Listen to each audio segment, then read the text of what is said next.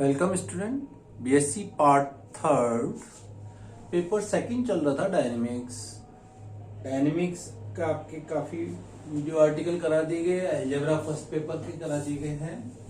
Next article अपन ले रहे हैं स्टैटिक्स। स्टैटिक्स में सबसे पहले अपन एक चैप्टर ले रहे हैं कैटनरी। कैटनरी से मतलब है, सबसे पहले लीजिए फ्लेक्सिबल स्ट्रिंग, लचीली डोरी। एक डोरी पूर्णतः लचीली कहलाएगी यदि वह किसी बिंदु पर मुड़ने का प्रतिरोध नहीं करती है। नेक्स्ट लेते हैं अपन कैटनरी। कैटनरी से मतलब है, इसका इंग्लिश में भी नाम यही है और हिंदी में भी यही है,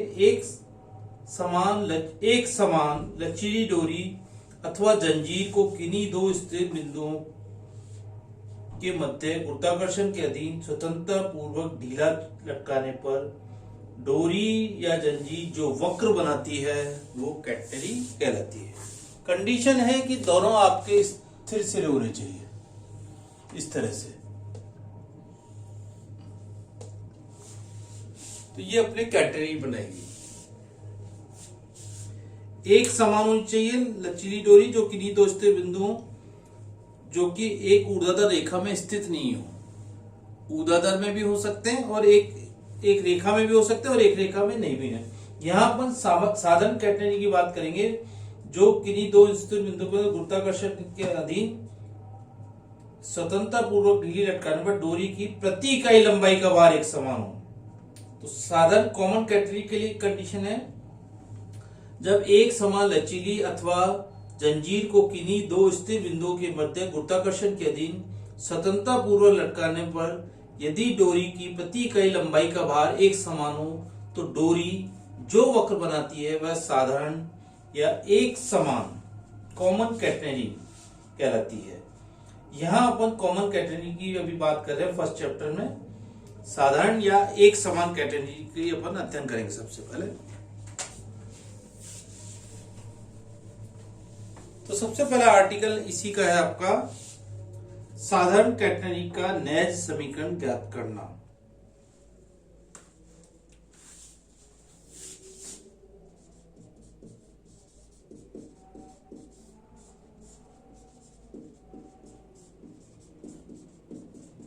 साधारण कैटनरी का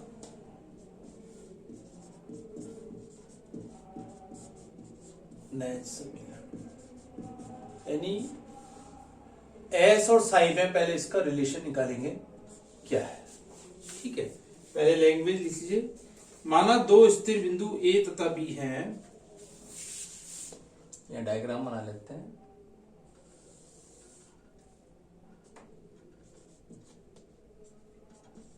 और ए सी भी आपकी एक लचीली डोरी है इस प्रकार।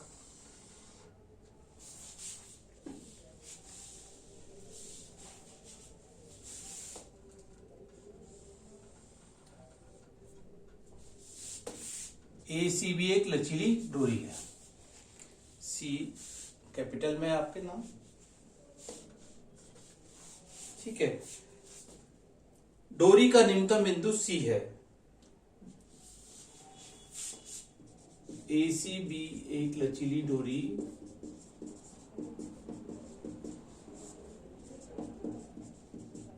जिसका निम्नतम बिंदु सी है, क्योंकि ये आर्टिकल आपका कोर्स में है।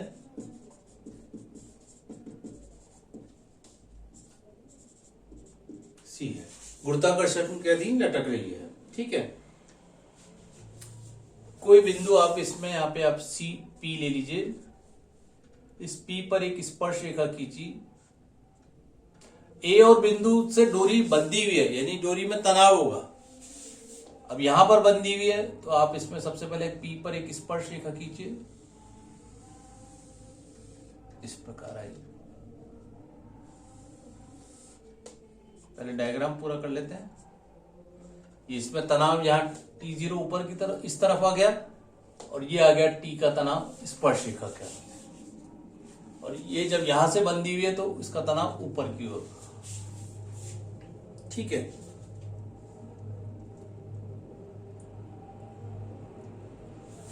चाप सीपी डोरी पर कोई बिंदु P लिया और बिंदु P है जहां चाप CP इक्वल टू दे रखा है आपको स्मॉल s दे रखा है। ठीक है,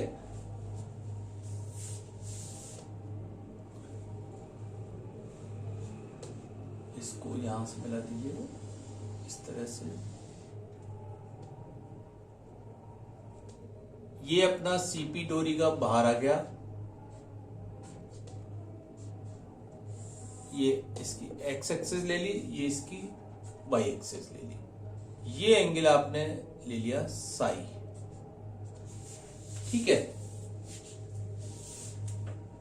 CP बराबर S एवं डोरी का प्रति लंबाई भार एवं डोरी का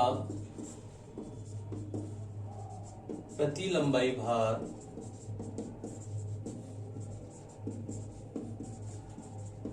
अतः CP डोरी का भार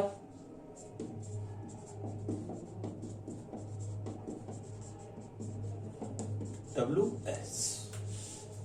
ठीक है, अब डोरी CP के संतुलन की आपको गणना करनी है कि कैसे वो संतुलन किन किन बलों के अधीन है। डोरी CP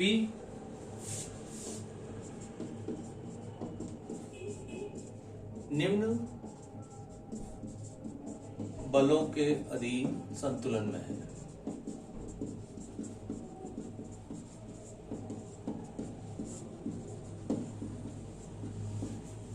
ठीक है, फर्स्ट लीजिए बिंदु P पर तनाव स्पर्श रेखा के अनुदित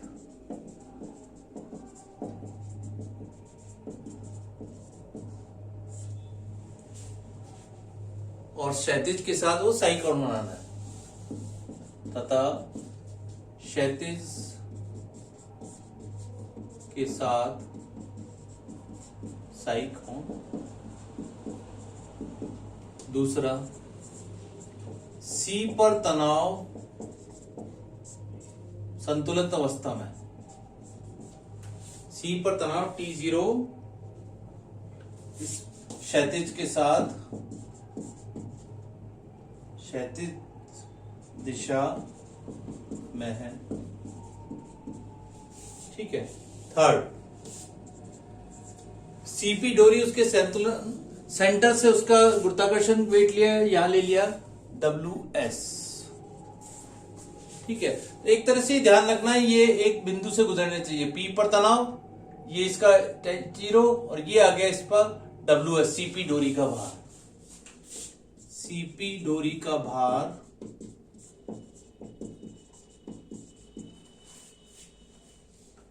WS और इसको इसने बिंदु ले लिया यहां पर Q और ये बिंदु ले लिया इसने R। नाम आपके वही रखें जो आपके बुक में दे रखे। ठीक है, CP डोरी का भार WS नीचे की ओर। इस तरह से डोरी आपके संतुलित अवस्था में है। ठीक है, अब लीजिए CP के संतुलन यदि तीनों बल एक बिंदु से गुजरने चाहिए, मान लिया वह बिंदु आपको यहां पर E दे रखा है, R की जगह E कर लीजिए।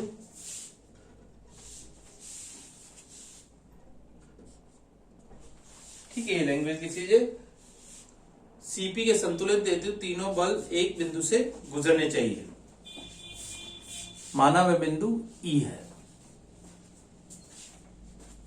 अब तीनों बलों को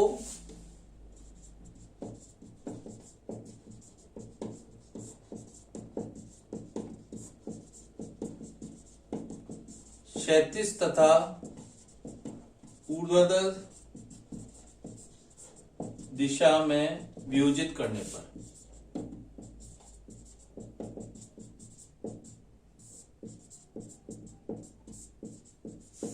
देखिए T ये एंगल है, इसके साथ साई है तो T cos साई इस डायरेक्शन में आ जाएगा और इस ये बैलेंस हो रहा है T0 से। तो सबसे पहले लिखा T cos psi is equal to हो गया T0। ठीक है, इसी पर T sin साई किस डायरेक्शन में आएगा, ये कॉस साइज डायरेक्शन में आएगा तो ये साइन साइज ऊपर की तरफ होगा। ये किससे बैलेंस हो रहा है? WS से।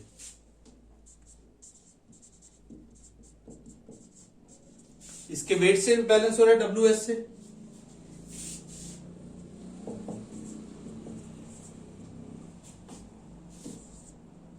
ये आ गया समीकरण नंबर 1 और 2। अब सबसे पहले C, इसको यदि अपन O बिंदु मान लें तो C लंबाई की डोरी का भार कितना हो जाएगा? WC। और यहां स्मॉल c कौन सा है? OC बराबर है। यानी देखिए T0 बराबर आ गया C लंबाई की डोरी का भार इक्वल टू हो गया WC। 1 और 2 और इनको तीनों को काम में ले लीजिए। पहले 1 और 2 को भाग दे दीजिए। टेंजेंट साई बराबर हो गया WS अपॉन T0। W से W कट गया। S इक्वल टू हो गया C टेंजेंट ऑफ साई।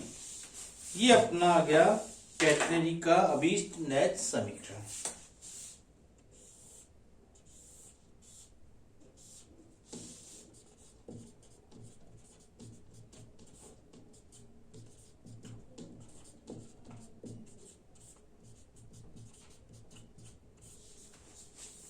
तो आर्टिकल इस तरह से आप करेंगे, छोटा सा आर्टिकल है।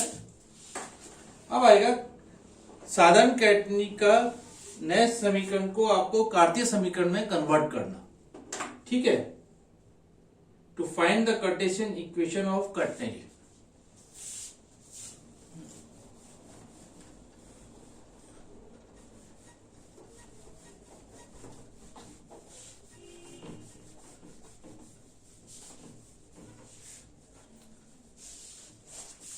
हेडिंग डाल लीजिए, कैटेनरी का कार्तीय समीकरण ज्ञात करना।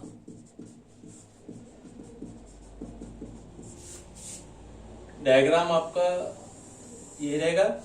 यहां बराबर अपन इसको काम मिलेंगे। S बराबर C टेंजेंट सही है कार्तीय समीकरण।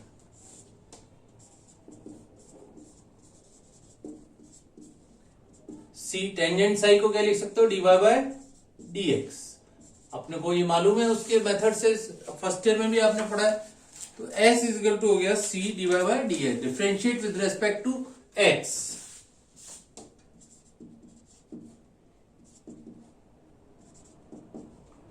ds बाई dx हो गया, C कांस्टेंट है, d2y बाई dx2। ठीक है, और ds बाई dx को लिख सकते हैं 1 प्लस dy बाई dx का whole square. 1 plus dy by dx का होल स्क्वायर इक्वल टू गया C d2y बाई dx2। ठीक है, अब अगेन dy बाई dx को p मान लीजिए, जैसे अपन डिफरेंशियल इक्वेशन में क्वेश्चंस को हल कर देते। तो ये हो गया 1 plus P square equal to हो गया C dp upon dx, where p equal to ले लिया dy by dx।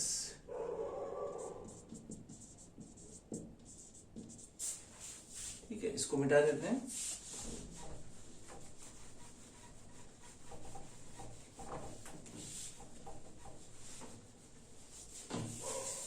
p equal to हो गया dy बाय dx, और इंटीग्रल करना है तो dx इक्वल टू हो गया dp upon root 1 plus P square.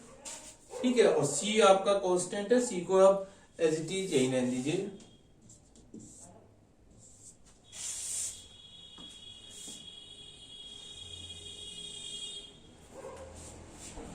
ठीक है, dx upon 1 plus P square आ गया। तो अपना इंटीग्रल करा है x प्लस कांस्टेंट a ले लिया बराबर c, या तो लॉग के रूप में लिखें या sine hyperbolic, sine hyperbolic inverse p।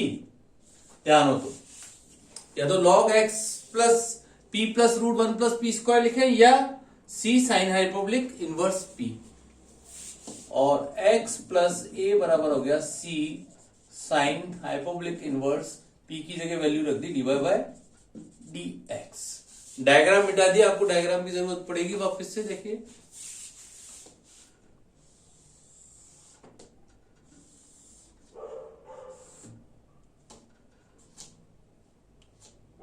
ये आपका था बिंदु सी, ए, बी,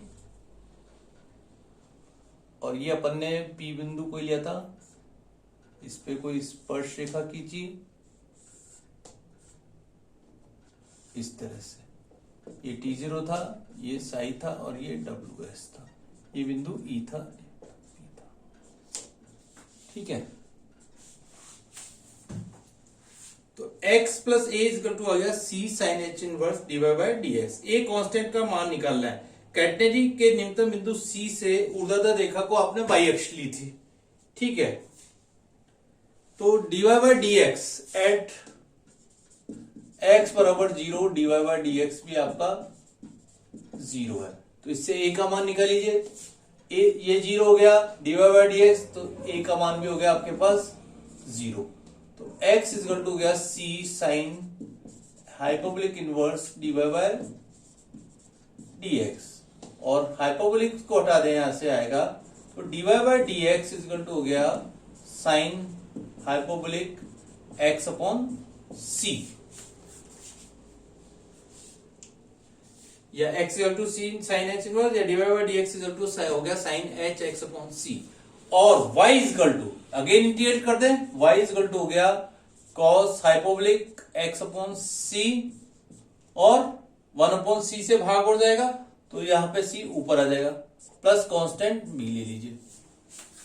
ठीक है, अब देखिए, अब कैटेनरी के निम्नतम बिंदु C से C गहराई, यानी OC बराबर C था, C गहराई पर O बिंदु को मूल बिंदु लिया था, तो मूल बिंदु O को इस प्रकार लिया कि वक्र का y अक्ष अंतःखंड C हो, अर्थात एट x बराबर 0 y बराबर C, y बराबर C एट x बराबर 0। ठीक है, तो जैसे ही मान रखिए x बराबर 0 रखा तो ये हो गया 1, और y का मान C, तो b का मान कितना आ गया, c से c भी कट जाएगा, तो b का मान भी 0 हो जाएगा। तो y इजकल टू हो गया c cos h x upon c। ये अपनी आ गई, कौन सी इक्वेशन आ गई, कैटेनरी का अभीष्ट कार्तीय समीकरण। और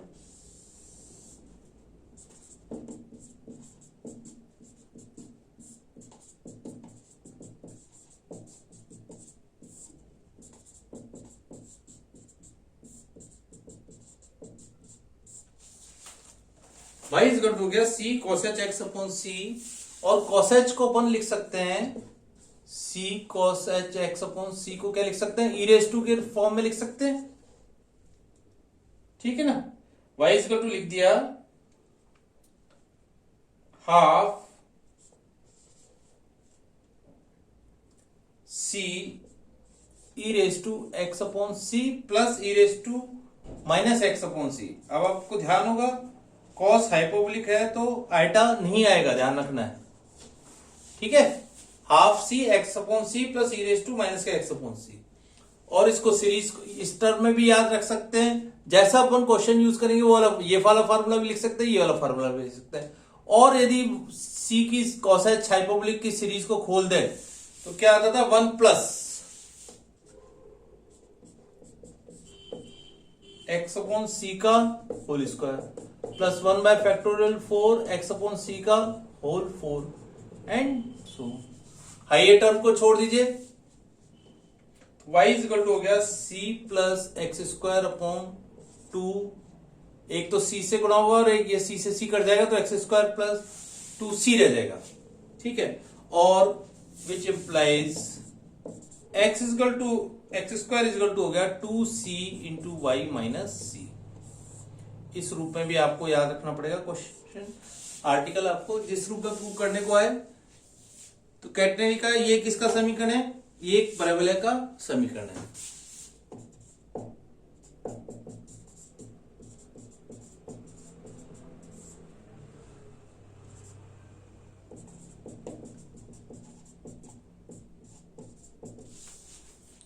इस तरह से अपने कैटनेरी का समीकरण निकला, कैटनेरी का पैराबोला में ये हो गया।